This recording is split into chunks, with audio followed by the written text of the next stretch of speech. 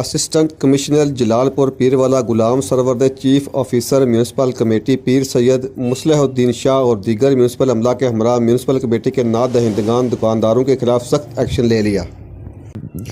Warning کے بعد tax کی عدم ادائیگی پر پرمٹ روڈ پر واقع کامران پلازہ سیل کر دیا۔ اس موقع پر موجود میونسپل کمیٹی عملہ نے دکانیں خالی کرا کر تمام دکانوں کی تالہ بندی کرا دی۔ میڈیا بریفنگ کے دوران اسسٹنٹ کمشنر یہاں پہ کامران پلازہ میں ہم لوگ آئے ہیں اور یہ لوگ 3.5 لاکھ روپے کے ڈیفالٹر ہیں۔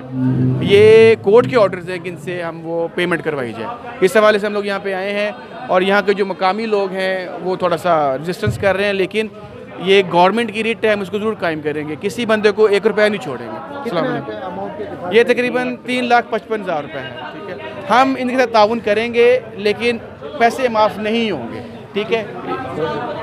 دوران اسسٹنٹ کمشنر و administrator municipal committee Ghulam Sarwar کا کہنا تھا کہ مذکورہ پلازہ 3 سے 4 لاکھ کا ڈیفالٹر ہے اور کئی بار ان کو نوٹس جاری کیا گیا مگر انہوں نے ٹیکس کی عدم ادائیگی پر قائم رہے بلکہ تاخیری حربے استعمال کرتے رہے اور میونسپل کمیٹی کو ادائیگی نہ کی، جس کے بعد مسلسل عدم ادائیگی کی بابت یہ پلازہ سیل کیا گیا ہے اور جب تک ڈیفالٹر پلازہ مالک اور ادائیگی نہیں کراتے اس وقت تک پلازہ سیل رہے گا اور دکانیں بند رہیں گی۔ انہوں نے کہا کہ تمام ٹیکس دہندگان کو بار بار وارننگ دی جا رہی ہے کہ وہ اپنی ادائیگیاں کر دیں ورنہ سختی سے نمٹا جائے گا اور حکومتی احکامات پر ہر صورت عمل درآمد کرایا جائے گا۔